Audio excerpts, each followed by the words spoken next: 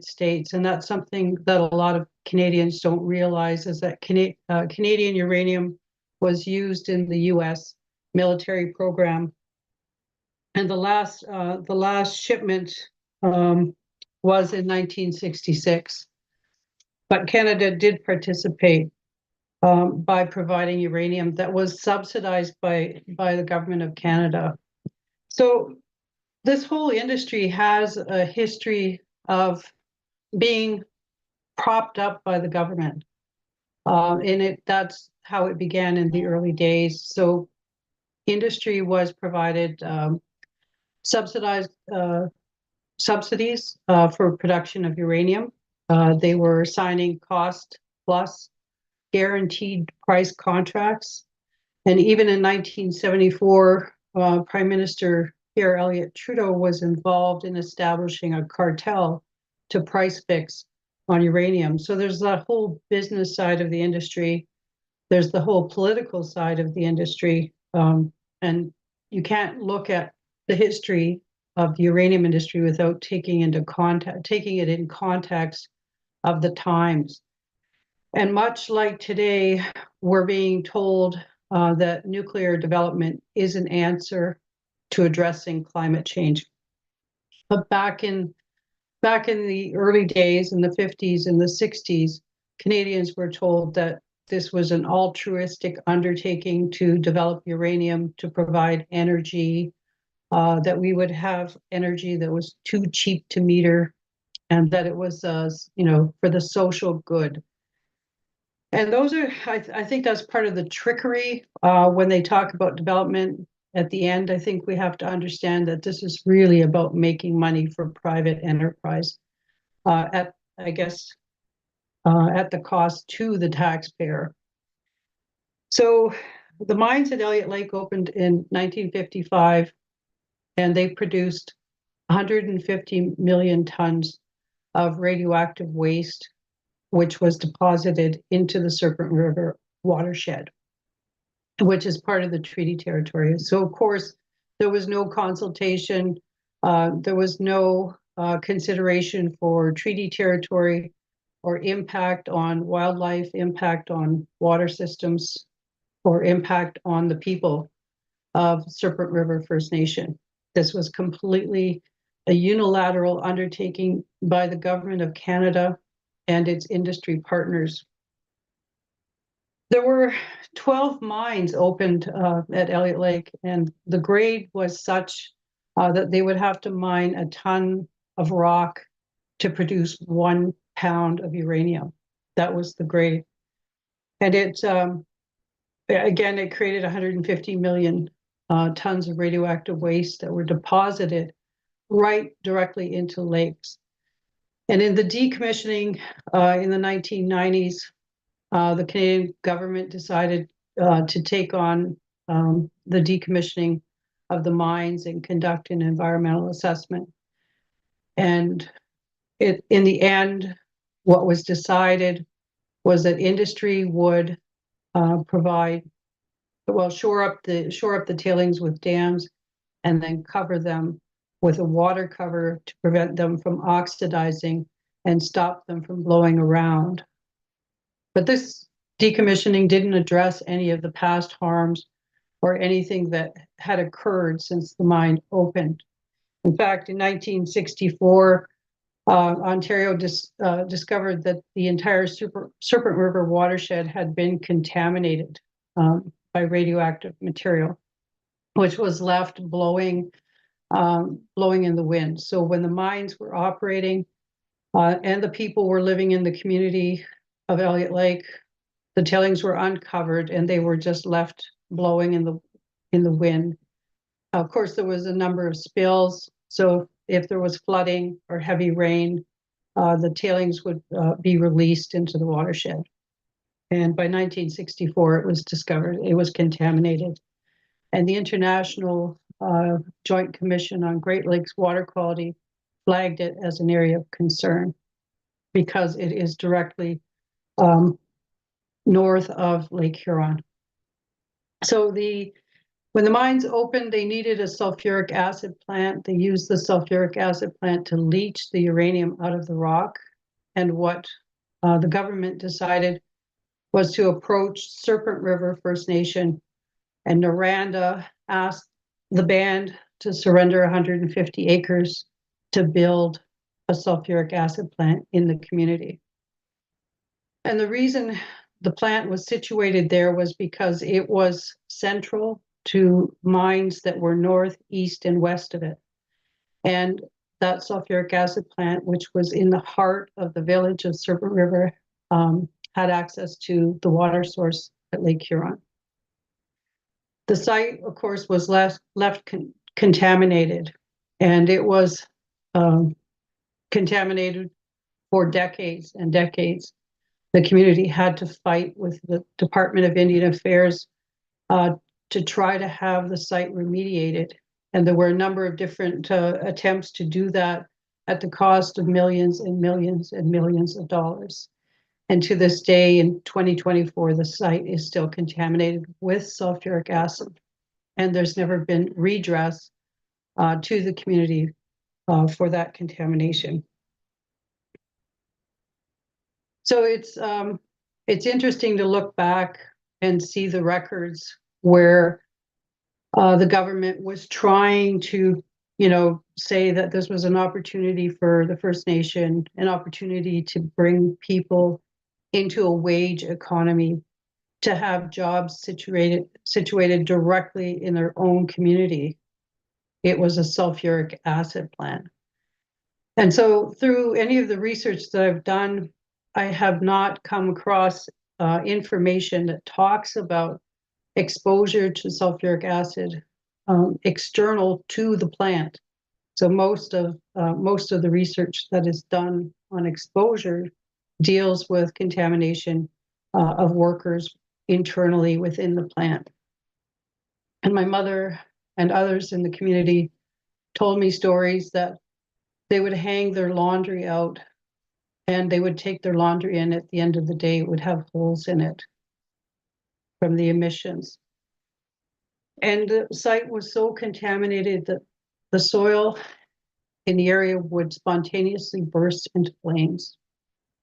It's just a tragic story where people were duped into thinking that there would be jobs. And in the records, the industry officials continuously told the band council that there was nothing to worry about, that they would handle their waste issues and it wouldn't have an impact on the community. But to think that they're dealing with the contamination still today is tragic. So part of these are all parts of the uranium mining cycle, or uranium mining chain, sorry. At Blind River, next to the Mississauga First Nation, there is a uranium refinery. It is actually the largest uranium refinery in the world. It started out as El Dorado in 1983, and it now runs by the name of Cameco, and it is processing uranium from Saskatchewan and from Cameco's mining operations in Kazakhstan. It has a license, just like the Elliott Lake mines had a license. They had a license to operate. They had a license to release contaminants into the environment. And the refinery at Blind River also has a license, and their emissions are regulated. But there is serious impact on local soils from continuously depositing high metals into the soil. One of the researchers that I spoke to told me that emissions from the Cameco uranium refinery would travel about a 5-kilometer radius around the refinery because they were heavy metals. So they would deposit in the vicinity. I think there's a lot here with this industry, sulfuric acid, emissions through refining, and of course the waste. Now the waste at Elliott Lake is legacy waste. It is something that our community will have to deal with for generations and generations to come. In the decommissioning of the Elliott Lake mines, there were rock dams that were built to hold the waste back. And it was not what the commission found was it wasn't a question as to if the dams would fail. It was a question as to when they would fail. And they will require constant monitoring. The companies that were involved at Elliott Lake were Denison Mines and Rio Algo Limited. And after the decommissioning, Denison Mines created an environmental monitoring committee and took on the job of monitoring the tailings after the decommissioning. And what they said in the reports when they talked about decommissioning was that if those dams failed, it would be like a domino effect. And there is a lot of pressure. There's a lot of pressure on those dams. And I don't know if people have seen the images, and if you can go online and Google the images of the Mount Polly disaster in British Columbia when those dams failed. It was a catastrophe. So this is a territory where Serpent River First Nation had villages on the shore. They had a village on the shore of Elliott Lake. There's a long history of Serpent River with this territory, which has been rendered unusable because it is contaminated. I think we're dealing with a lot as Indigenous people. We have pressures on our community to look at employment opportunities. And I think we have to be wise and we have to question, what does this mean for 7 generations? And we have to have the capacity to do our own research because we're being sold a bill of goods, especially with the nuclear industry. The lies that were told in the past, I think, are very clear that, this would provide opportunities, it would generate wealth, it wouldn't be harmful to the environment, it was for the good of the country. And we're being told the same things today. We're being told that nuclear is an answer to climate change when it is not. My evidence, well, from what I have seen, it is a water consumptive industry. It uses water at every turn. The tailings at Elliott Lake have to remain submerged in perpetuity. Those dams have to be managed forever. And the runoff continues. So there's groundwater impacts. There's impacts on the entire watershed into Lake Huron. And the problem, of course, is there's not any commitment to scientific research to monitor the long-term impacts on the community. There was never a health study at Serpent River. No one has ever addressed the issue of the exposure to radioactive contaminants in drinking water. No one has done research to address the issue of exposure to the sulfuric acid that came from the plant that was owned by Noranda. I think the landscape itself, people don't talk about the fault lines, the geology of the area, and what it means for impact on groundwater everywhere. So that's just one small area of Ontario. And if you could see the map, you would see it's almost a triangle, between the sulfuric acid plant, the Elliott Lake mines, and the refinery at Blind River. So they were mining, it was an incredible amount of uranium that they took out. They were in 1957, so just after 2 years of being open, Denison took out 5,700 tons of uranium, or 5,700 tons of rock per day, which translated into $275 million in 2 years in the 1950s. And I noted it was part of the Robinson-Huron Treaty of 1850. And if people have been following the news, you will see that the Robinson-Huron Treaty has been litigated, and the Crown has agreed to pay $10 billion to the treaty annuitants for failure to increase the annuities since 150 years. So the $10 billion is really just quite shy, I think, of what resources were extracted from the territory. So there was never any benefit. And at the end of the day, when you go to Elliott Lake, you will see it as a very economically depressed area. So the bandits took the minerals out of the ground, they took the mine, and they left town with billions of dollars. And of course, that were subsidized by Ontario Hydro and the Canadian government. The whole entire area is economically depressed. There is no evidence of generated wealth after all that.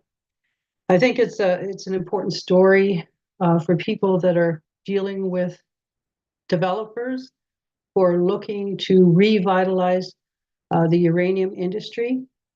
It's just a testament to, please don't let this happen again anywhere. And it's created a burden on our community to manage forever, because it will always be radioactive. So I'll leave it there. Pleased to have this opportunity to talk to you about that experience. And I just also would like to say that every single day, like, what keeps me awake at night is the integrity of those dams. Because if they let go, it's a catastrophe. It's a catastrophe to a community that has a history in that area of thousands and thousands and thousands of years. And these are lands that my ancestors walked. So miigwech. Thank you. Thank you, Lorraine. In those dams, I have a couple of questions. In those dams that you were discussing, like how set aside like the catastrophe for the land and for the animals, but how many people would be like live in that area and are at risk if those dams burst? Well, there was I think the population of Elliott Lake is close to 11,000 now. And I'm always cautioned by people that I know to stop calling them dams, just call them rock walls. They're basically just, rocks and gravel pushed up against, against the tailings to hold them back. It's not they're not constructed cement dams or anything like that. It's just riprap or whatever they could push into the place to hold stuff back. And there was an incident, so they say that we have to keep the tailings submerged, which is a question when we're dealing with climate change. If we face a drought situation, how do we manage to maintain a water cover over that entire area? And there are, of course, wildlife. I mean, at one point, a beaver built his own dam, or built her own dam, and flooded part of the tailings out onto a road that the community was using. So this area, we were told when the mines were operating that we had to limit our consumption of wildlife and limit our consumption of berries from the site. So researchers at Laurentian University in Sudbury studied the area, and there was uptake of radioactive material into the wildlife. So it was concentrating in the placenta of the beaver. Wow. And so is anybody, is it on the community, or is anyone from industry or government like maintaining these walls or checking on them regularly, or is that just all on you guys? No, it's not on the community, but the community will pay the price if people fail to do this. And when I say in perpetuity, we have to imagine 500 years down the road, who is going to be around to manage those dams. And industry, so what they said was they were going to monitor the runoff from the tailings dams, and they were highly acidic. So what industry would do would be to add lime to the runoff to try to neutralize the acidity. And they stopped at some point, they stopped adding the lime, meaning it was less acidic, which meant that all the sulfuric acid had run off. And what is left is the radioactive material. And of course, other stuff. It's could be barrels of oil or, you know, hydraulic fluids. There's all kinds of stuff in those tailings. It could be they dump machines down there. You know, they Wow. so it's supposed to be monitored. The dams, and I think after what happened in Mount Poly, the provincial government undertook a review of the standards for dams. And the criticism that I've heard is that they haven't gone far enough to ensure the integrity of these dams. And industry always gets a pass. Yes, they do, just like the abandoned mines and or abandoned oil wells and all of that. Has Yeah. Elliott Lake have seen an uptake in certain illnesses, 50 years after these mines have been working? Well, what happened? So this is an interesting story because it's a boom bust cycle with mining because it's a commodity. It's always tied to a market price, and a market price will fluctuate. So the town could be big, the mines could be booming, there could be a downturn, people leave, people come back. It is so what happened in the 90s was the entire mining population, 3,500 miners lost their job on the same day when those mines closed. And those people moved and they went to Saskatchewan, or they went to the territories in the north. And when the economy collapsed, the town started to attract senior citizens to fill up the empty housing at Elliott Lake. So it became a retirement community. And so tracking, it was difficult to track the health of the miners, but um, everyone knew that mining uranium caused cancer. And it was information that was withheld from the miners until 1974. The government of Canada and the industry officials knew that exposure to uranium underground would cause lung cancer. In some cases, they did all kinds of crazy things. They had a doctor on site who would do the x-rays of the miners. A company doctor would do the x-rays of the miners, and they would be looking for silicosis or any evidence. And some of those miners were let go if there was an anomaly on their x-ray. You know, that whole thing. At one point, the industry said the miners should go into the dry and inhale aluminum dust to coat their lungs and protect their lungs from ionizing radiation underground. And so those miners eventually suffered all kinds of ill health effects. But on a personal note, my father worked in the mines and he died before he was old enough to collect his pension. And he was in the hospital and I was with him. And I said to him, Dad, how come no one's here with you? Like, how come your friends don't come and visit you? How come, I've been here for weeks and we haven't seen anyone? And he said to me, are you kidding me? Everybody's dead. So they have a miners' memorial at Elliott Lake. And there was a refusal of the industry to implement any kind of ventilation system for the miners who worked underground until it was mandated by government. And when government mandated those ventilation systems, the government also paid for them. So it Oh, didn't wow. cost the industry a dime to keep the workers safer. And I mean, so I don't know what the conditions are in Saskatchewan, but it was an industry that was covered lies, secrecy, greed, and government collusion. It sounds like an action mystery movie.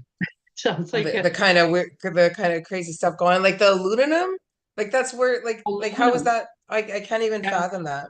yeah, We did have a comment from Facebook. Kenneth Paul was asking about what other contaminants might be, like selenium. well, I mean, I don't know. I mean, it's any byproduct of ionizing radiation or anything that, is on the uranium decay chain. If you think about how uranium changes over time, it doesn't like it. I'm not an expert, but it doesn't sound like it gets less radioactive because it starts to break down and decay. And at some point, you end up with some really scary chemicals in that soup. And I don't think anyone is really addressing it. One of the problems is um, the community of Serpent River was never given the capacity to deal with this issue. Today we talk about free, prior, informed consent. And now, I think that's still relevant. It's relevant for the community to have informed and basically just information on what is this stuff, what is going to happen to it in 100 years from now, who's going to be there to take care of it, and never mind what is this costing, right? What is it costing? And the full price for that, even if that industry was completely subsidized by government, the cost of the impact on our traditional territory, removal of usable lands from our treaty area forever, that's a cost that's never been dealt with yet. No, and there's still more costs that might come down the road if things go bad. Yeah, yeah. Well, thank you so much, Lorraine. That was an eye opener. I'm horrified and fascinated all at the same time. Excuse me. We'll move on to our second speaker, who is Jacob.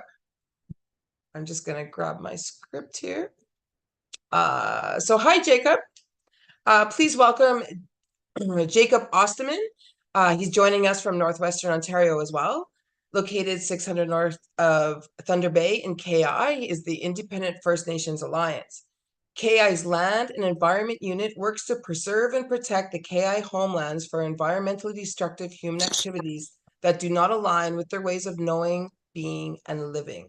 Addressing land use and occupancy across its acknowledged territory, KI declared that over 13,000 square kilometers of this territory, including lakes, rivers, forests, and wetlands, will be protected by the community from the development under, you're going to have to forgive me, Jacob, you're going to have to say it, the KI Water Declaration. I can't say it. I'm not even going to try. Sorry. The declaration de facto addresses one of the priority climate change adaptations areas for First Nations across Canada, specifically deteriorating or changing water quality and quantity. Welcome, Jacob. Okay, amigos, thanks for that introduction. KI, we pronounce it as Ichinomeg Sabiunininoek. I know it's pretty hard to pronounce that. I would have to work with you for a long time to get that right. That's for sure, yeah. Yeah, when I went to school, I had a hard time pronouncing English words, right? Really hard time. So when non-native people come to our community, that's what they have to hear.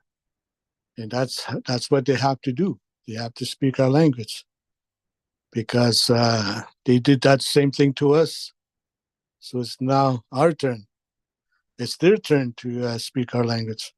And I know some of them, or most of them, they don't like that. right? Well, I love learning new words and trying to pronounce things. I unfortunately don't have much of my language, so whenever I can learn the new pronunciations, it makes me happy. So Yeah, thank you for helping out with that, Jacob. yeah. Okay. So I shall go on. Yes, please. You can continue, and then any questions or stuff we'll address at the end. Okay. All right. Make sure I stop me at a certain time, I guess. Huh? I Okay. will. My name is Jacob Osterman. I'm originally from KI, which is Microbiology. And at that time, this was in the 60s.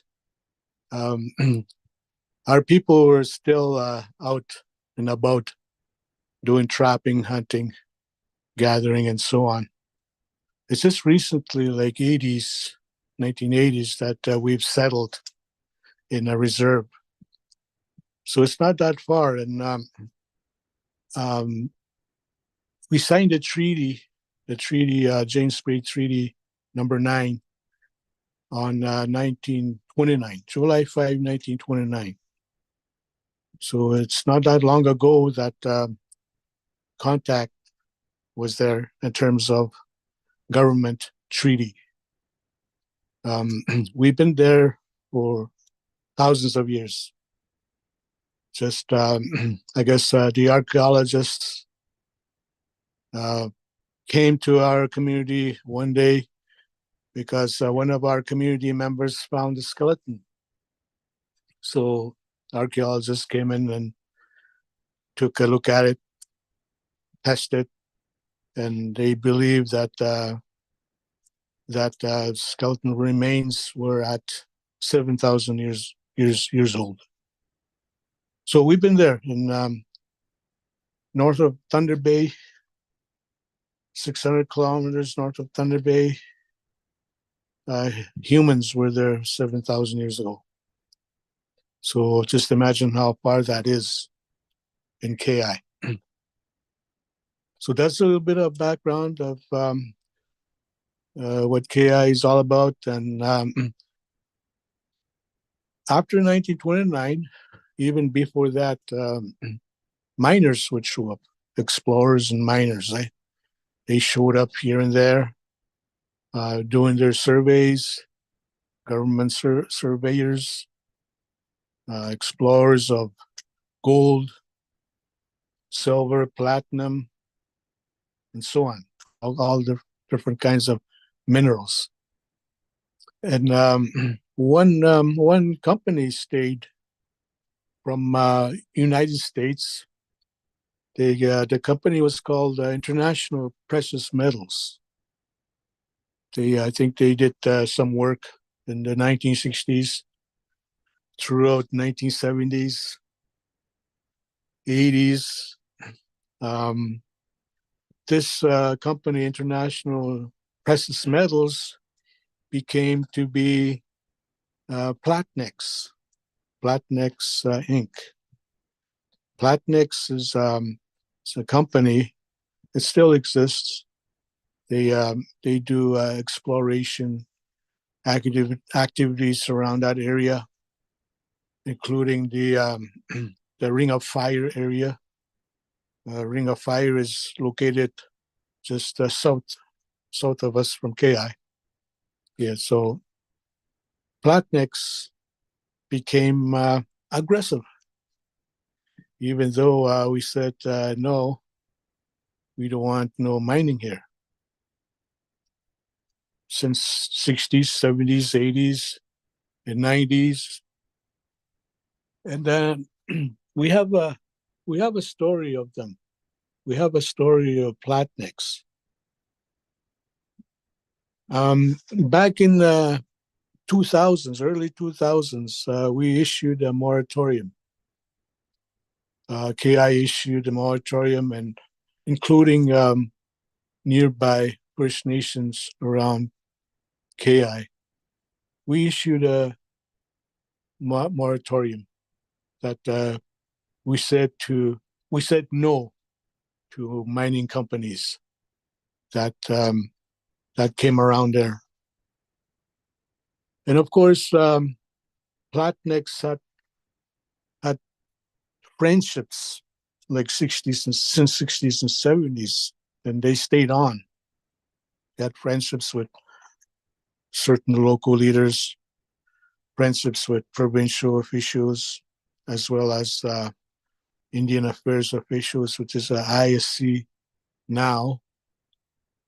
So the friendship was there, but they were looking at a certain area, and all that time, they eventually got hold of a provincial government to stake certain areas.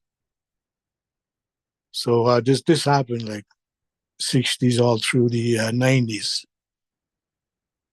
So and within that, there was no real agreement between our nation and Latinx. There was nothing. They just mainly looked at the provincial policy on mining. That's what they went by. They didn't really want us to be part of it. Although several chiefs wanted to be part of it, but Latinx said no, we can't do that. Yeah, not sure why, but they went ahead. They went ahead and marked the area, and those became to be Latinx mining claims. So the story goes that in November 2000,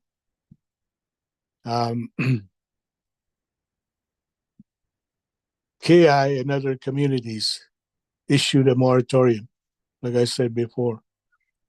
And that moratorium consisted of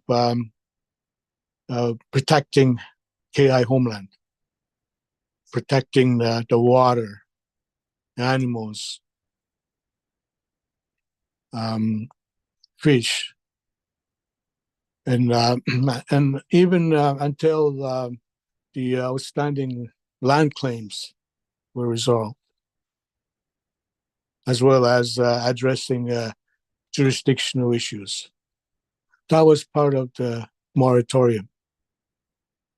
Even to this day, that moratorium exists. So what happened was that up in the mining claims held by Latinx, there was a lake there. We call it the Mexican's Lake, small or lake trout. It deals with the lake trout. So it's a lake, Namexibin's Lake. That's where they had their mining claims. And they wanted to drill. They wanted to do some drilling program. And the people in that area, the Namexibin's Lake, didn't want that drilling. So they approached Chief and Council to help them. The Chief and Council to not allow drilling. So at that time, Chief Donnie Morris and Councillor Sam McKay, they delivered an eviction notice to the drillers. And and then that's when things began to happen. Once they received that eviction notice, the very next day, a security consultant came over, and that security consultant was part of Platnick's team. And what Chief Morris didn't know at that time was that that person or persons were mercenaries. Yeah, he didn't know that. I didn't know that either.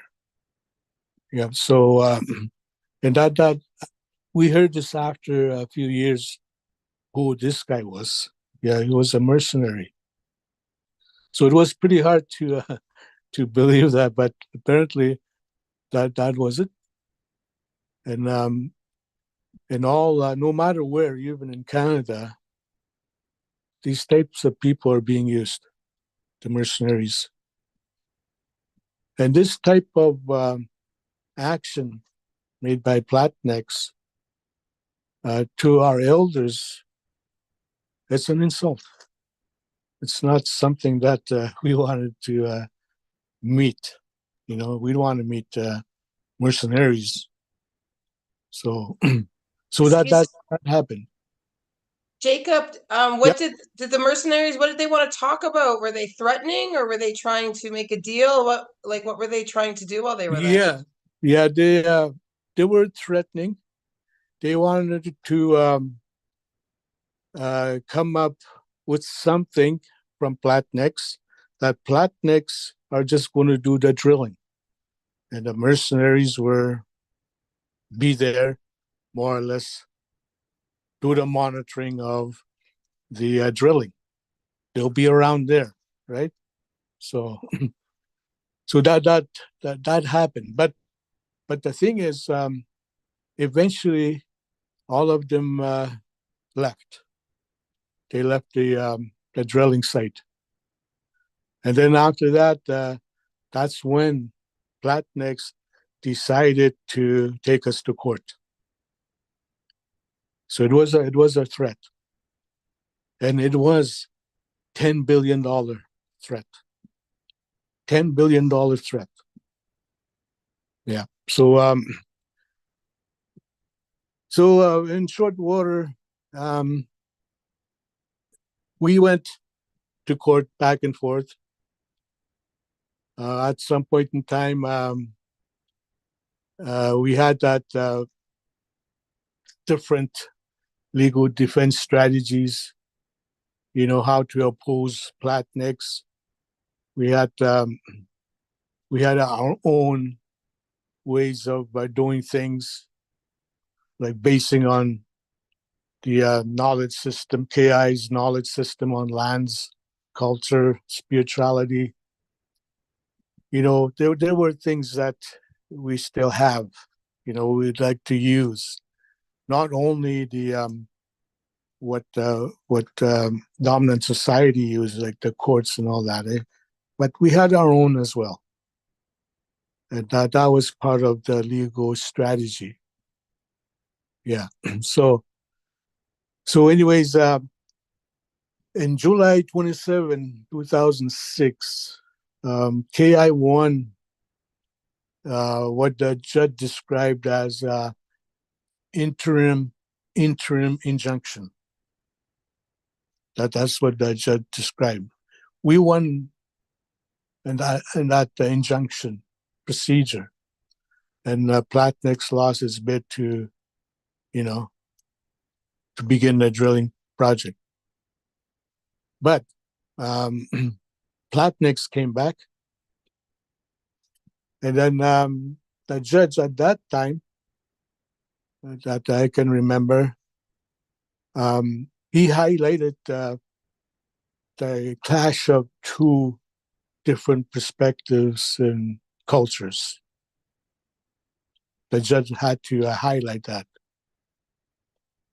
And like I said, we had our own legal strategy that was based on the knowledge system about land, culture, spirituality. So for us, it was all about resisting the development. It was about KI fighting to safeguard and preserve our traditional land, culture, way of life, and core beliefs. So, the judge at that time, he made a 5-month pause, a pause for 5 months to try and come up with an agreement with Platniks. And during that time, province of Ontario got involved. Yeah, because I think KI and Platnex, they wanted to do a community engagement process or a community consultation process, and both entities brought in Ontario see if they can fund the community engagement process. So Ontario said, "Okay, well, we'll fund that process. See where we'll go from there." Yeah. So that happened. There was a community engagement process happening for 5 months, and then after that, um, eventually Ontario themselves, they filed an application to join the legal proceedings, and Ontario was party to that injunction motion. So what I remember was that us KI, we're dealing with two entities now. It was like 2 against 1. So that was a surprise to us. And one of the things that Ontario mentioned was that they have jurisdiction over lands and resources. For KI, that was a big problem. It was our land. It is our land. You know,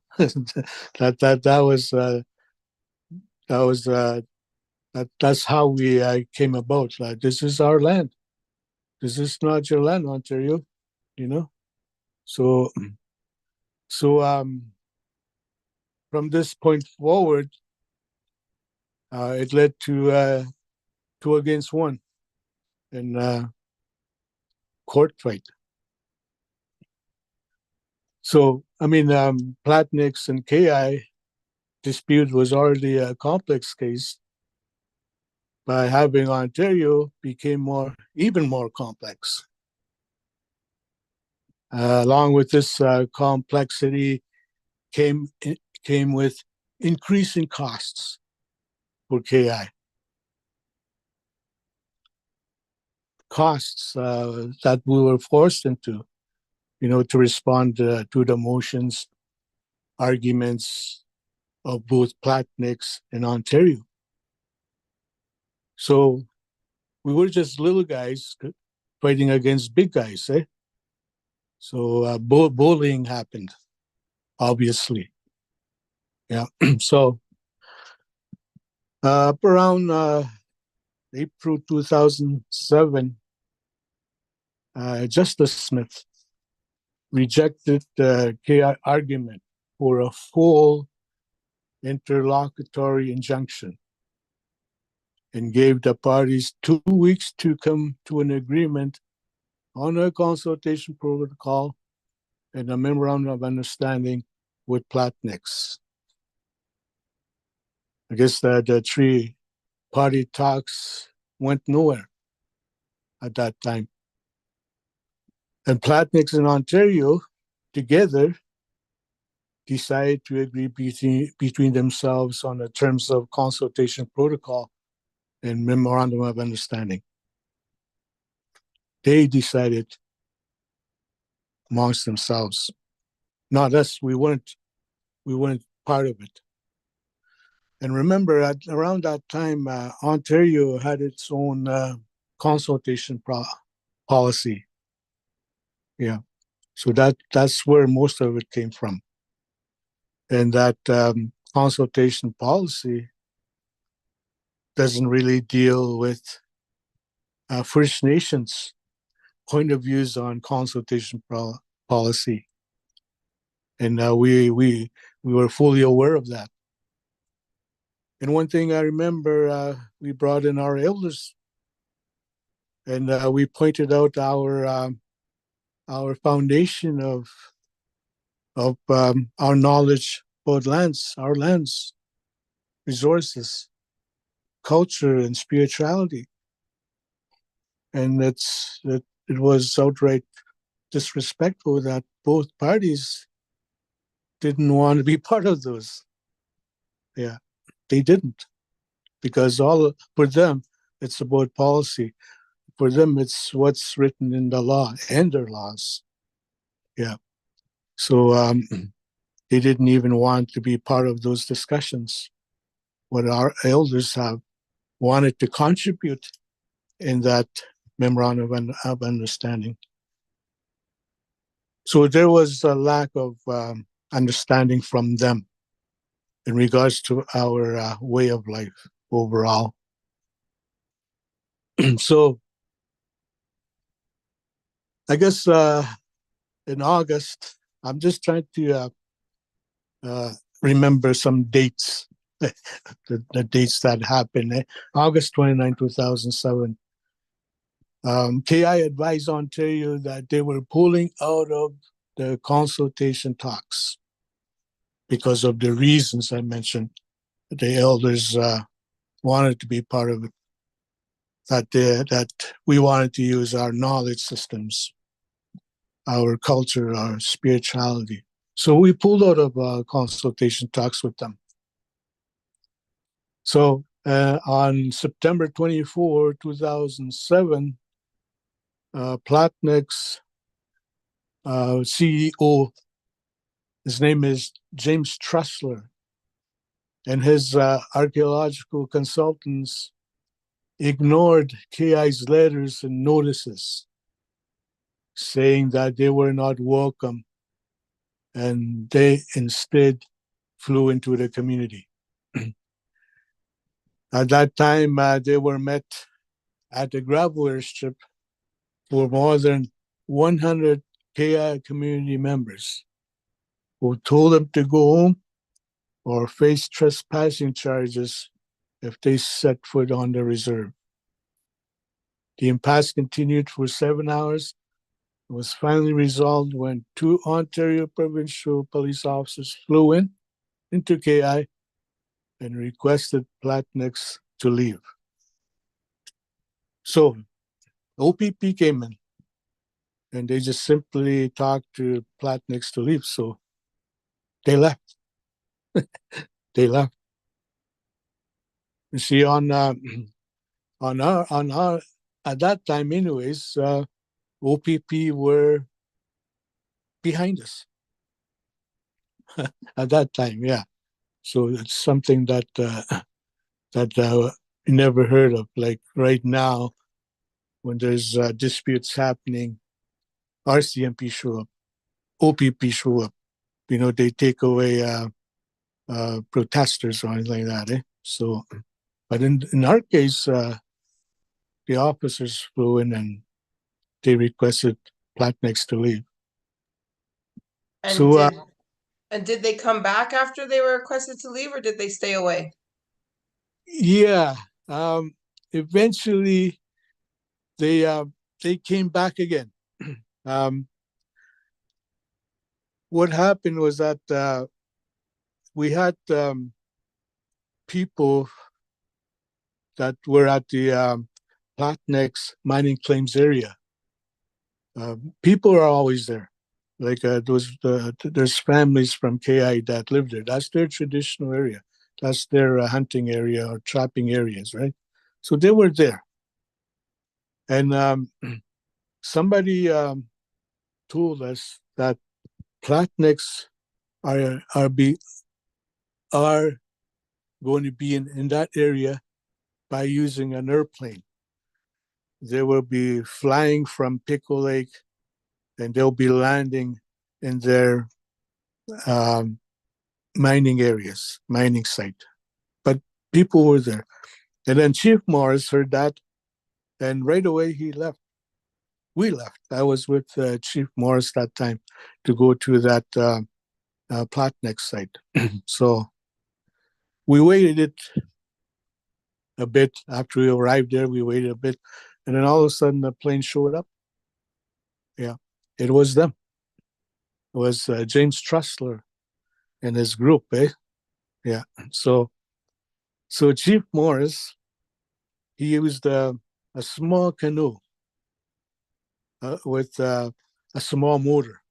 Yeah, he just drove on that in the Mexican's Lake that I'm talking about. He just drove around there.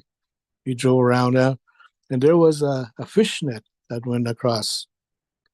Yeah, fish net, and the plane tried to land. Every time the plane tried to land it, Chief Morris went across the lake. Yeah, back and forth. he would he would drive with his boat motor, and the plane couldn't land. Yeah, it tried several times and flew around, and he would come landing, and Chief Morris was just, you know, he wasn't scared or anything like that. He wasn't scared if the plane landed on him. He just drove with his boat motor back and forth, across, back and forth, right? So the plane couldn't land. so, Well, so luckily finally, they had a pilot that didn't want to land on someone. that's right. That's right. So finally, the plane left. Yeah, the plane left. Back they went. So that was the last time we've heard of them. So to make it more interesting, I guess, they were charged with contempt. There was Chief Morris, Sam McKay, who was a counselor, Daryl Sinwap, who was a counselor, Cecilia Big, who was a woman counselor, Jack McKay was a counselor, and Bruce Saiki was Lands and Environment Director that time. So they were charged with contempt. And in March 2008, they went to court and they were found in contempt. They were sentenced 6 months in jail. So they went to jail, and and during that time, I was a community spokesman, and I did a lot of travel across Ontario up to Alberta, just tried to get other chiefs behind us. So, but they were in jail for 68 days. There were a lot of people, a lot of organizations, even the primate of Anglican Church supported us.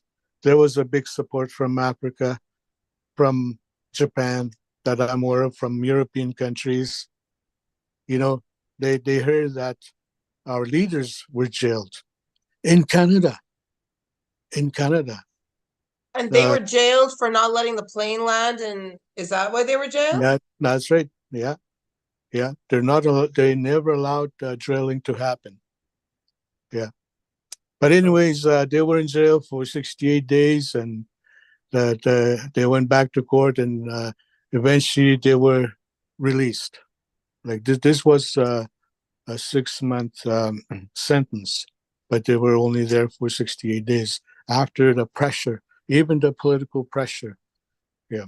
So there was a lot of things that happened at Queen's Park in Toronto just to have them released. So that's our story in terms of going against the mining company. It requires a lot of boldness. It requires a lot of, stamina, mental stamina, just to be out front with them, against them. The mining officials, the government officials, it was us against the law of Ontario, the law that disrespects our law. So basically, that's what came up onto, and we're doing since that time, since their release 2008. We've been working on what we call as KI homeland planning. So there's a number of projects that we've been doing under this KI Homeland Planning to make it very fast. I know I'm getting the time is kind of tight now, and I'd like to talk more. But in terms of our KI Homeland Planning, we have two anchors. Okay, it's a strategy. We have two anchors, and those two anchors involve our Indigenous Site Research Project. It deals with mapping survey, occupancy mapping surveys, elders field trips for place name mapping, travel route mapping. You know, we got tons of information here. That's one anchor. The second anchor is treaty affidavits and KI legal strategy. So we are looking at reviewing the treaty. And out of that review, we are basically coming up with a legal strategy. There's a number of strategies there. Yeah, that's two anchors, and then there's underneath that there's two declarations. Yeah, we made a declaration on the sovereignty in governments and assertion of inherent treaty rights. That's number one. The number two declaration is the Declaration of Sacred Responsibility to KI Homelands. So within that, we have three operational documents. Well, number one is KI Watershed Declaration. The second one is KI Consultation Protocol, Engagement Protocol. And then the third one is the Governance Framework. So we had set aside work in order to be more prepared for an oncoming mining development that's going to be on. This Plastnex issue is still on, but it's in the pause period for 25 years. Plastnex company and Ontario government made a 25-year agreement to pause the mine exploration and so on. So they identified the area where mining shouldn't happen or exploration shouldn't happen. It's about 23 square kilometers of that mining withdrawal area.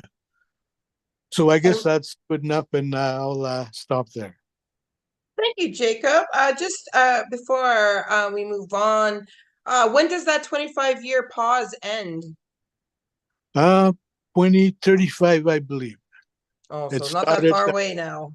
Yeah, it's another 13, 14 years to go. And that's why we're doing a strategy, KI Homeland Planning Strategy. We want to be ready because development is coming. And it doesn't ever seem to end. And then much like in your community's cases, Lorraine's, you have to worry about this in perpetuity. You always have to be worried that they're coming or fighting or whatnot. That's right. Thank you, Jacob. That was really some more saga to these crazy extraction stories of intrigue and intimidation. It's wild. But we want to move along. I don't want to keep everyone, beyond our time. So I'm going to just run into introducing our third speaker of tonight, Charmaine White Face. Charmaine is, and you're going to have to excuse my pronunciation, Charmaine Oglala. Oglala. Just say the whole thing. I am Oglala Tituwan Oceti Sakowin. It means. See, again, I would have to work with you for an hour to get that right. So thank you for saying that for me. Charmaine is the spokesperson for the 1894 Sioux Nation Treaty Council and works to ensure the enforcement of the 1868 Fort Laramie Treaty at the international level. She has studied physical science and biology from Black Hills State University and from the University of North Dakota, Chemistry and Microbiology. Over 2,000 open pit mines are abandoned in her territory, Tell us about that and welcome, Charmaine.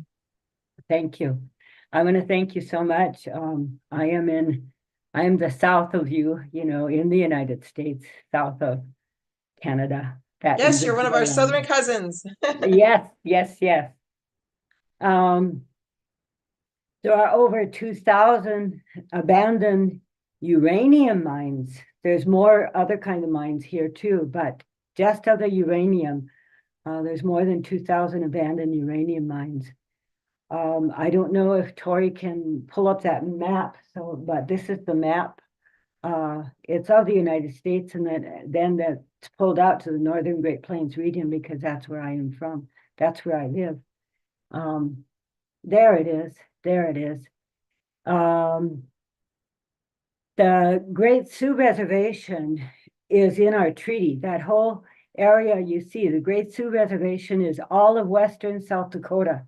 And then the shaded area in North Dakota, Montana, Wyoming, and Nebraska is reserved for our hunting and fishing use. And this is, if you look down at the bottom, this is taken right in the middle of the United States. Okay. And our treaty, that was delineated in our treaty. That whole territory it's in our treaty in one of the articles. I can't remember right now off my head what the article number is, but it is delineated in our treaty. However, when gold was discovered in the Black Hills, which are in that, you could see it right in the middle of there. It says a little round circle and it says Black Hills. Whenever gold was discovered in there, then the United States government sent the military in, even though nobody was supposed to come in here, sent the military in to survey, and the military was led by General George Armstrong Custer. Some of you might know his name. You've heard of the Custer Battlefield. That's within that. If you look at that Montana portion, it's the Custer Battlefield is in that hunting and fishing area right there too. Now, so this is a fairly big area that I work at the international level for the enforcement of this treaty, this entire treaty territory. The United States right now is illegally trespassing in here and has illegally created these states. South Dakota, North Dakota, Montana, Wyoming, and Nebraska, those are all illegal states because they still are the Great Sioux Reservation and the 1868 Treaty Territory. And so this is a big area. Now, how I first got involved in this uranium business was we received an email from the Forest Service. I had co-founded an organization called Defenders of the Black Hills. And we looked at, and our purpose was to look at the whole treaty territory, the environment of the whole treaty territory.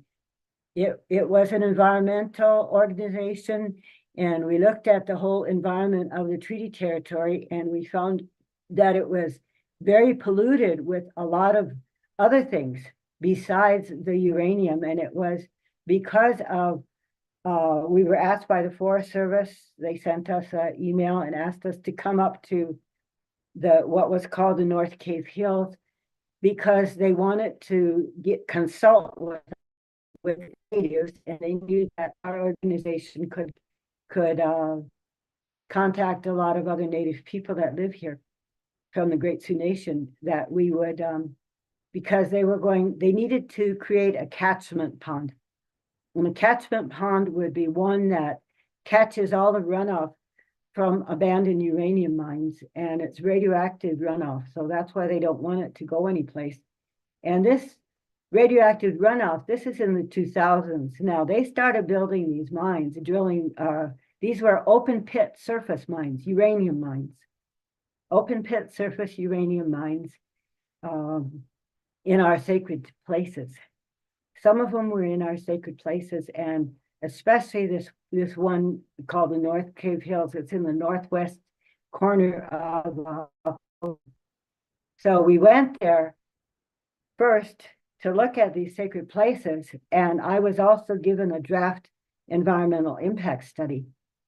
And in there, as I'm leafing through it and going through the table of contents, I see the section on abandoned uranium mines. Abandoned uranium mines still open. And so, you know, after our visit and everything, and yes, we did find sacred places, and yes, there were burial sites, and yes, they should not have put a catchment pond there.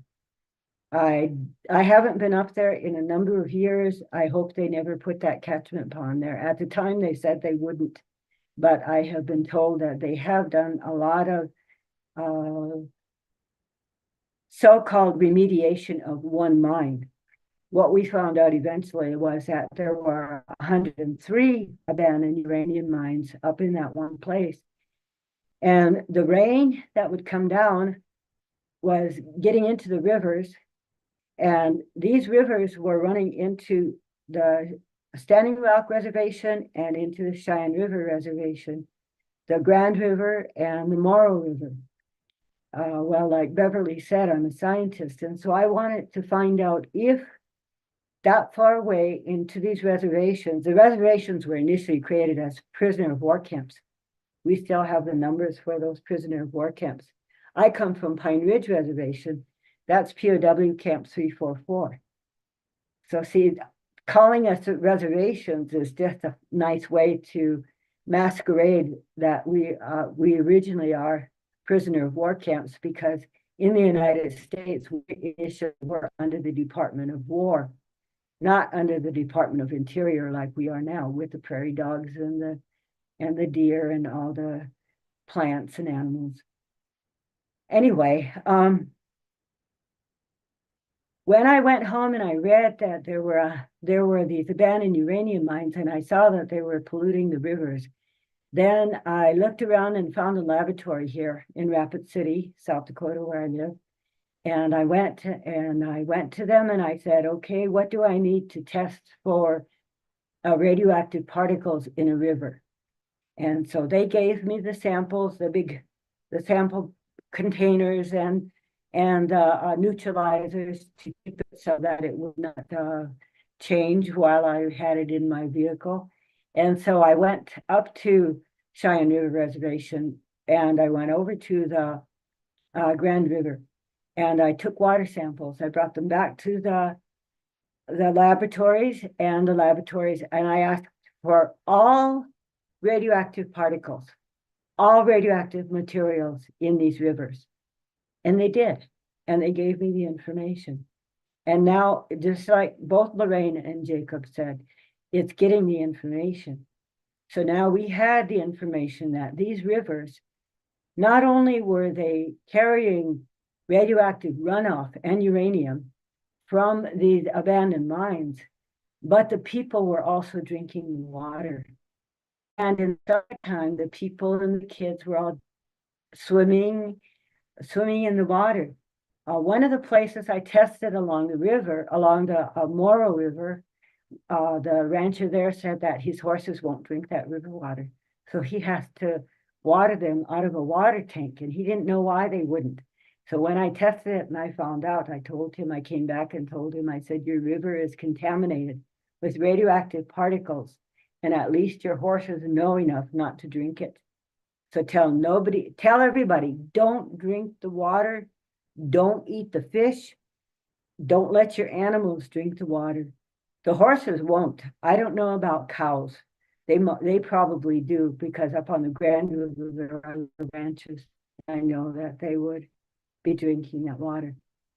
So it wasn't just pesticides or other chemicals.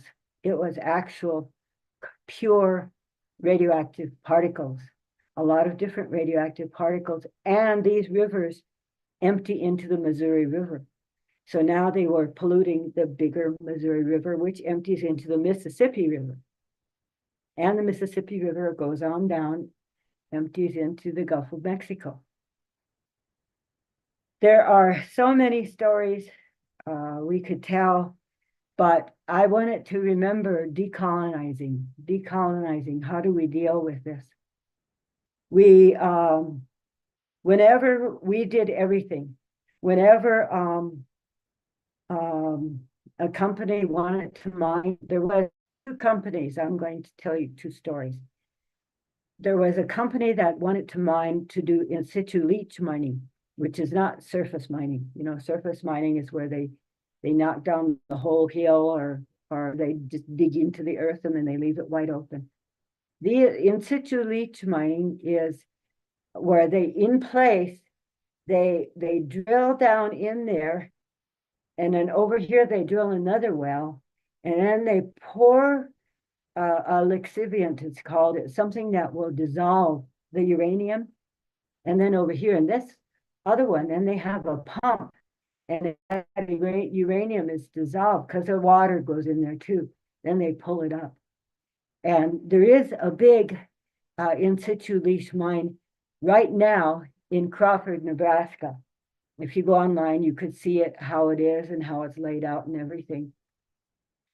But it also has catchment ponds, because that wastewater that comes out of that, when they're separating the uranium out of that, it still has radioactive particles in it. And so they have learned that their catchment pond has to have a net over it so the birds won't fly in there and drink it and die.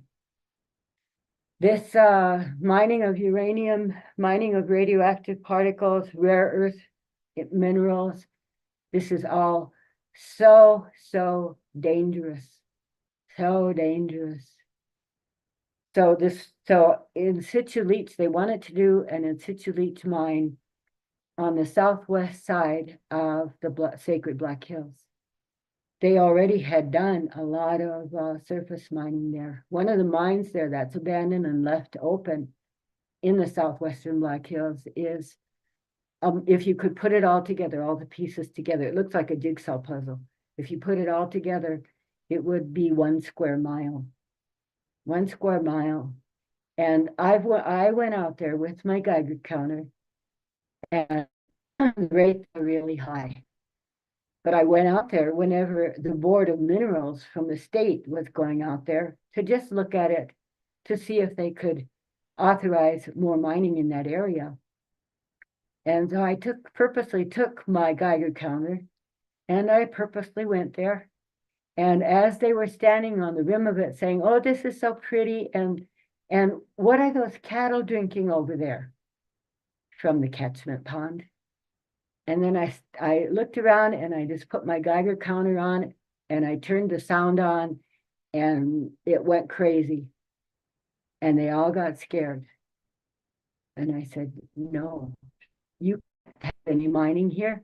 We are up on top of a bluff. The mine is down there, but this is how far the dust carries. And when it rains, it goes down and it drains off. And those cattle over there are probably being fed copper sulfate, because if they're not, then their fur is going to be gray. Their fur is not going to be brown like it should be. It's going to be gray. So the ranchers feed them copper sulfate so that they can sell their cattle when the cattle markets open up." We went through the whole process, the submitting affidavits, submitting everything that we could through the state, and then through the federal level, every which way we could. And this is the one that they want to do the ISL mine on.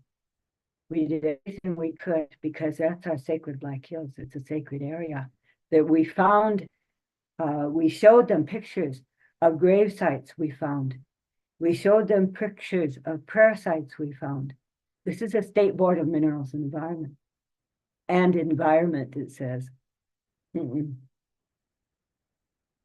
They just denied every single thing we submitted. And so when we reached that point, then I told everybody, okay, now we use our secret weapon. Now we go pray.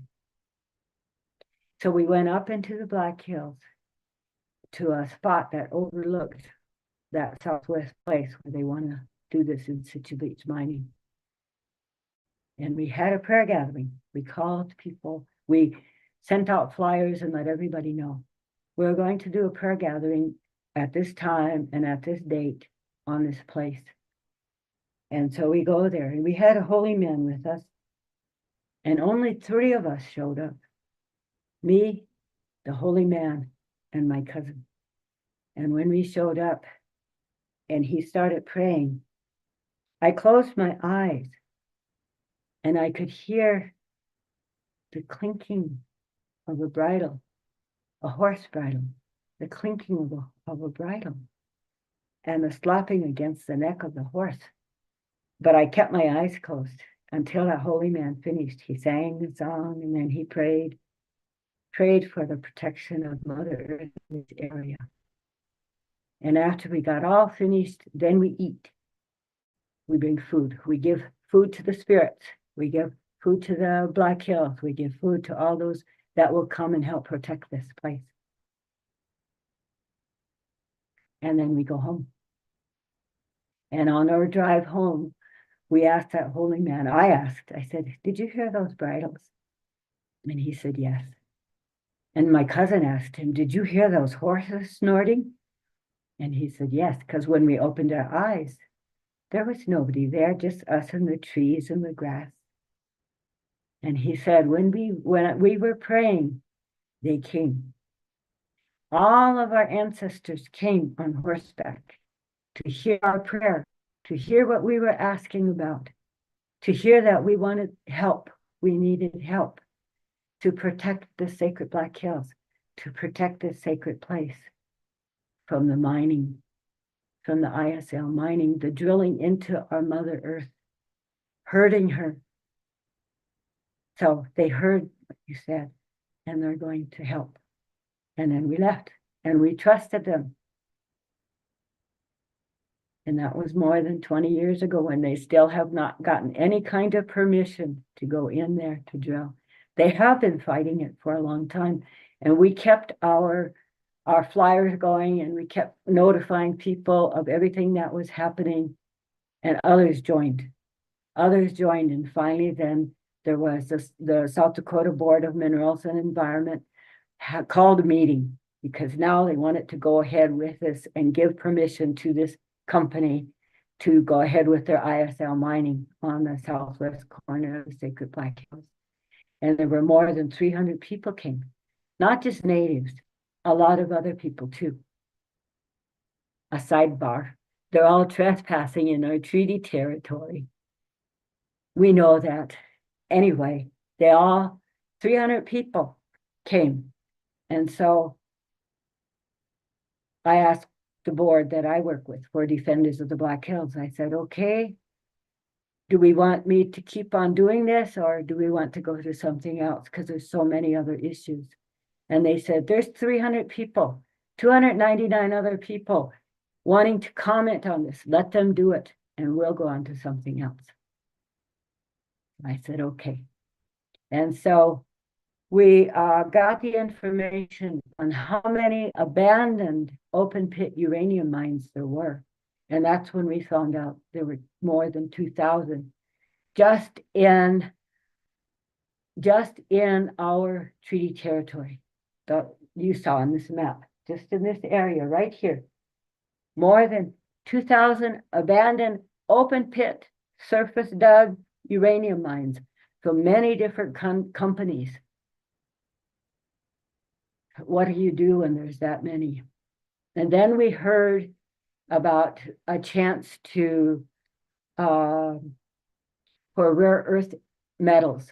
Rare earth elements are derived from some of the decay products of uranium. And what this company wanted to do was to tear down this mine. Uranium would be a waste product. To open this mine, a surface strip mine, uranium would be a waste product, and what they were after were the rare earth minerals, the rare earth elements. But what they didn't know was that this little hill, it was a hill, it was called Bull Hill. What they didn't know was that little hill is also a sacred place. And it's within a few miles of one of our more recognized sacred places. We call it Matotipila, the Lodge of the Bear, Matotipila. The white people, the Americans, call it Devil's Tower. Devil's Tower is one of our sacred places. So what we did, this is the second story I'm telling you, is what we did was this. In June, during the summer equinox, then we had a prayer gathering at Matotipila. People came, we prayed. We said, please help us. We don't have the money to hire environmental lawyers. We don't have the money to be fighting this. These uranium mining companies in the United States are so big with so much money, but they're going to destroy a sacred site near here. But we wouldn't tell anybody where it was at. They're going to destroy it. And they're trying to destroy so many other sacred places that are around here. Please help us. That was in June. Okay. We ate lunch and we went home. And before we went home, I said, in September, we'll come back and we'll say thank you. And we will bring offerings and we'll say thank you. So in September, we came back and we said thank you. Only about 25, 30 people at both times. In September, we came back during another sacred time during the butterfly sun, the fall equinox. We came back, we said thank you. And I said, okay.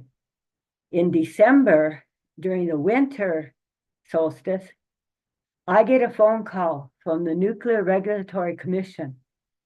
The company that wanted to mine for those rare earth elements didn't have enough money. And so they were going to back out. And so to this day, they still not mined there for rare earth elements. And that's been about 11 or 12 years ago. Decolonizing ourselves means also remembering we are spiritual people and the spiritual help is always there. That's why my hair is always like this, because I'm one of our people, my people, who have to pray all the time. And this braided side stands for this physical world. This loose side is loose, so I could pray all the time. When we pray, we're supposed to let our hair down and have it loose. Do not forget, in this decolonization, we have help that is so strong, it can make companies go bankrupt. And that's the spiritual side. We don't know how to make a big mining company go bankrupt. We don't have any money. We don't have any of those kind of things. But this is part of decolonization. Remembering who we are and not forgetting. Always ask for that spiritual help. Always ask for that spiritual help. That's who we are. All of us, Indigenous, all over the world. I went to the Special Rapporteur on Toxic Waste at the United Nations in 2015. And I told the whole story because there's a whole lot more to the story than this what I'm telling you now. We found out that there are 15,000 abandoned uranium mines in the whole Western United States. We joined with the Navajo in the Southwest and tried to find out a way to clean up all these abandoned uranium mines. It still hasn't happened. We've been doing this now for about 12 years. Still hasn't happened. But so I told the United Nations Special Rapporteur on Toxic Waste about all these 15,000 and the Human Rights Council too. These 15,000 abandoned uranium mines in the United States, they're not just hurting citizens from the United States. They are killing us off. We will become extinct. My people up here have the highest cancer rate of all peoples in the United States. A study was done in 2003 by the Indian Health Service, and they found out of all the people in the whole United States in all the areas, the people in the Great Sioux Nation have the highest cancer rate in the whole country. That includes Alaska, Hawaii, the South, the Southwest, all areas. So it is really, that's part of why I do the work I do. My work is to ensure the enforcement. And if the enforcement of our treaty territory means we get our land back, then all of those people, those mining companies, everybody else, they are trespassing in our treaty territory. They are trespassing, illegally trespassing in our treaty territory. Charmaine, What? I had a question. So you like all of these mines in your territory, and then you said what 15,000 across America. Is the American government doing anything at all to like protect anybody from these ponds? Not at all. No. So it's in the air. Someone sent me another article a couple years ago, and I didn't have time to pull it up. But all the water in these 15 states are polluted with uranium. I would recommend everybody, even in Canada, everybody distill your water, not just boil it, but distill it. And there are a home water distiller. I have one. I mean, they range anywhere from $150 to $300. That's not much when you compare it to drinking water that is polluted with uranium. And the people don't know the danger that uranium is, radioactive pollution is. And so they will believe the EPA, the United States Environmental Protection Agency, or they'll believe the federal or state governments when they say, no, everything is safe. It's not safe. No, it's not safe. There are a lot of naturally occurring radioactive minerals that the Environmental Protection Agency does not even monitor. And so all the water in these 15 states, 15 Western states, I mean, if you went down the Mississippi River and went west, all those states have polluted water, drinking water. All their water is polluted. But the government doesn't tell them this. Nobody tells them this. The water department every year here in Rapid City sends out a little, it's like an information bulletin about what's in your water. And they include the uranium in there. And so people in Rapid City are drinking water, and all the 3 million tourists that come here every summer are drinking radioactive polluted water.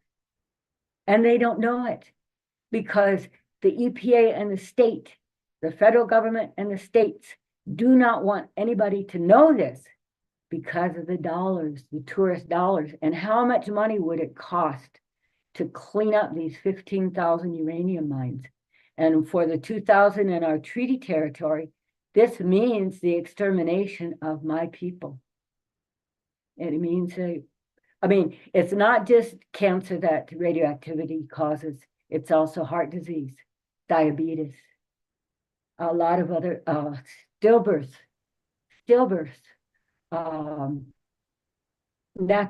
miscarriages.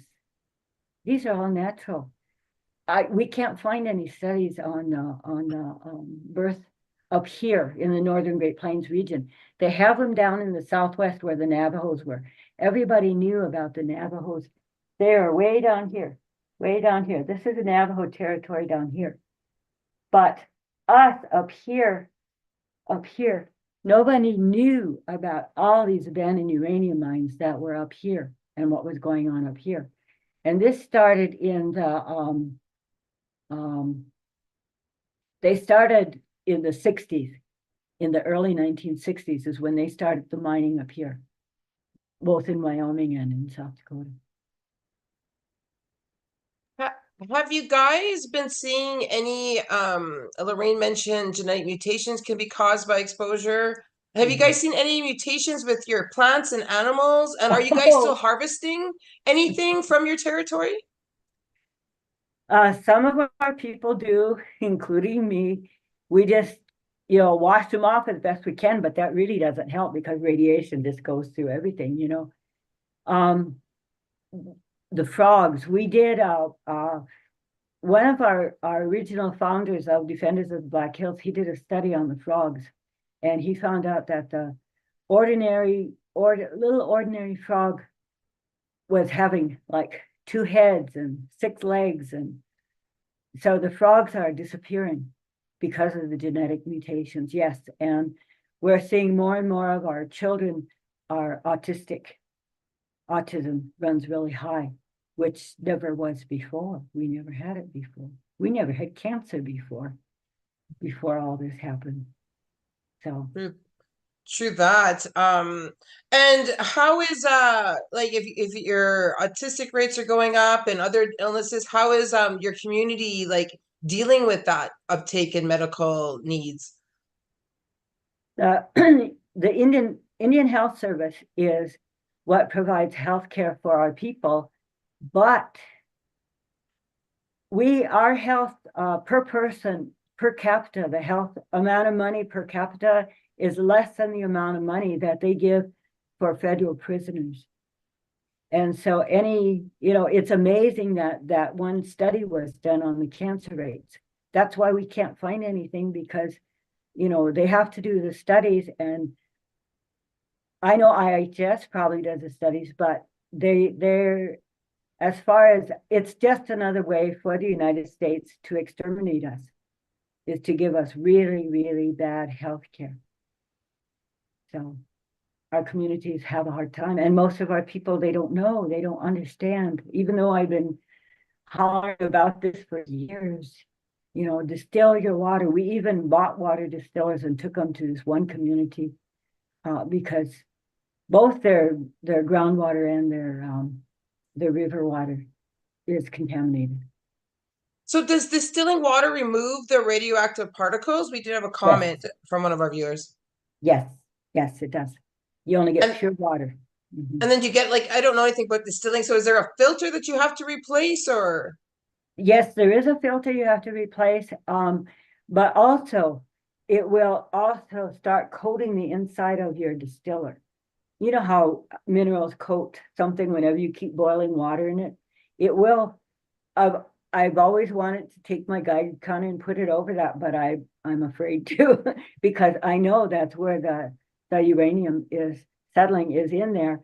And so at least once a week, then the easiest way to wash it out is I put 2 cups of vinegar, strong vinegar in there, or you could put, my water distiller holds 30 cups. That's enough for a gallon, half gallon. And so you put acid in there, and that's what Lorraine was talking about. Strong acid in there will dissolve it, but where does it go? The only thing I can do is I just rinse it out and have to pour it down my kitchen sink, because the state already knows that all the drainage water coming out of Rapid City has uranium in it. And they don't know where it comes from. Well, it's from the water. And so that would also mean that any cattle or livestock drinking from this area is entering our food systems, and not just America's food system, but everywhere like these companies ship to. So like our food system is getting uranium laced meat and plants into it as well. Right. And they always call this, like Nebraska and this Midwest and upper Midwest area, the breadbasket of the United States. And yet everything here is all irradiated already, it's already radioactive. And the thing about radiation is that it accumulates in your muscles. So the muscles of the cattle, which is the meat we eat, has radiation in it. So obviously, every community that has this kind of thing, it doesn't just affect you, it slowly just radiates like to everywhere, because the water carries it, the wind carries it. And your open tailing ponds, are they similar to what Lorraine was saying? Are they just kind of rock and gravel type containment areas, and that's all it is? Same. Mm-hmm. And nobody in the government or nobody in industry is monitoring any of this at all as well, I assume? For us here with these abandoned uranium mines, these came about before they had the Reclamation Acts. And so the mining companies left. There was only one that got caught, and that was Azaga, and they sold their company to Care McGee. And so Care McGee had to pay a big old thing, but the ones that took them to court, the Navajos in the West. And so most of the money went down there, but there was one mine they had up here. And So all they did is just cover it over. That's not going to work. Because it's Wow. still got to get in the aquifer. Yeah, yeah. it's horrifying. It's horrifying to think that all these contaminants are just floating around, and like it's already bad enough that they're there, but what's more horrifying is in your case and in Lorraine and Jacob's case, like there's nobody overseeing anything. There's no agency or nobody's taking responsibility. The companies were able to just leave. That's horrifying. It's entering our food, our water. So that's it for time. Did you have any other final words before we go, Charmaine? No, just for young people out there, learn as much as you can about radioactivity. Learn the uranium cycle, the decay cycle. There's 14, and then it ends at lead, and lead is poisonous. Don't drink any water with lead in it. Don't eat on your pencils, they're lead. So learn that, and it's information, just like both and Jacob said. Have the information, and then learn how you can respond. And since we're all treaty nations here, I would keep going also to the UN. When I gave my intervention about the 15,000 abandoned uranium mines in the United States, you could have heard a pin drop in that big room, and there was like 300, 400 people in there, because nobody had ever said that before about the United States. There's 15,000 abandoned uranium mines in the 15 western states of the United States. That's a lot. It is a lot, and it's horrifying that no one is looking after these. I forgot to tell you, the United States would not let the special rapporteur on toxic waste come into the United States to do a study. They would not let him do that. They would not let him come in. You should ask him if he'd come into Canada. If the Canadian government will let him come there and do all these things, study all these things. That's what he does, is he studies them, and then he gives his report to the Human Rights Council. And so I asked him, I mean, just person to person, just like this, I asked him, I said, will you please come to the United States? He said, I already asked and they won't let me in. Well, maybe you guys need to invite him to your nation, bypass America somehow. That's what I said. I don't know how you got to get in, but go to Canada, get a private plane, and come land over. Yeah.